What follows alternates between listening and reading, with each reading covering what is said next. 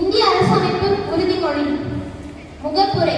இந்திய மக்களாகிய நாம் இந்திய நாட்டின் இறையாண்மையையும் சமநல சமுதாயமும் சமயச்சார் பின்மையையும் அமைந்ததொரு குடியரசாக நிறுவவும்,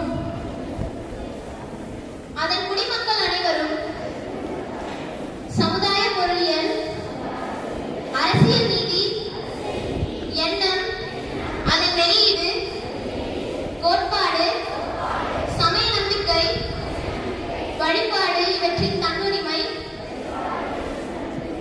சமுதாய படிநிலை, வாய்ப்பு நலம் இவற்றின் சமன்மை ஆகியவற்றை எய்திட செய்யவும், அவர்கள் அனைவரிடையேயும் தனி மனிதனின் மாண்பு, நாட்டு மக்களின் ஒற்றுமை, ஒருமைப்பாடு இவற்றை